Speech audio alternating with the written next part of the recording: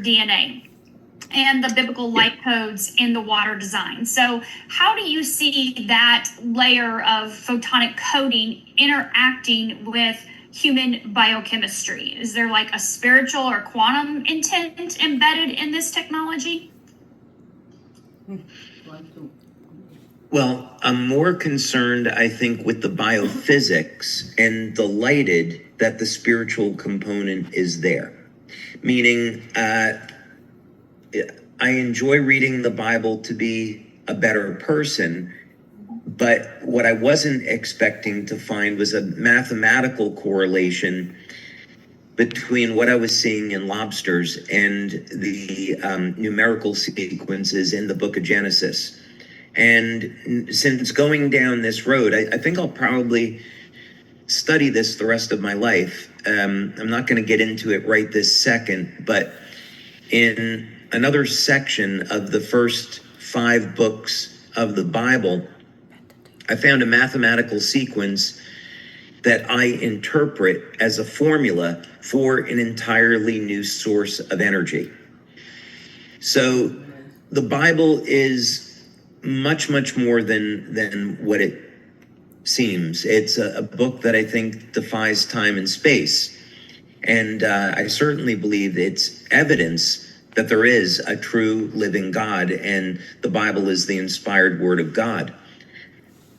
So when we look at the biophoton emissions in lobster, we see some underlying mechanisms here that certainly are relevant and applied directly to human beings. So what I mean by that is the wavelength of 630 nanometers, which is found in lobsters, is a very well-known wavelength in human beings for turning on the mitochondria. 630, 660, 850.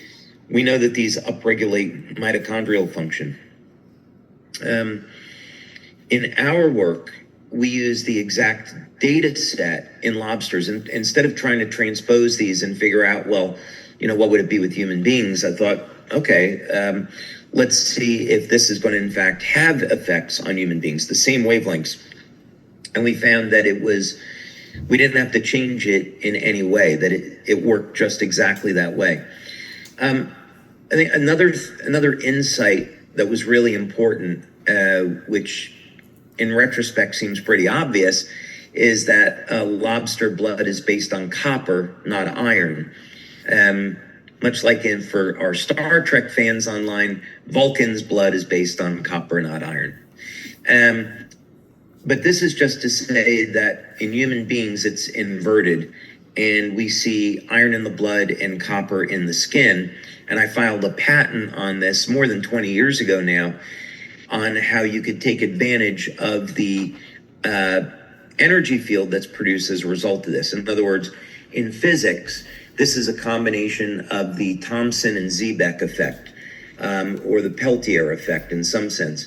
But in any case, if we take dissimilar metals like iron and copper and we heat one side and we cool the other, we're going to get a flow of electrical energy. And of course, when you have a flow of electrical energy, you have a magnetic field that forms at right angles. This, in fact, happens in human beings, and it also happens in lobsters. So this is to say that when I was looking at the wavelengths of light based off of copper, I then said, okay, I need to go back and look at the wavelengths in lobsters that would be presumably based off of iron. And then I got a second set of wavelengths that I later found out where they were. And then I found that same mathematical data in the story of the tree of life. So it all came back to the Bible.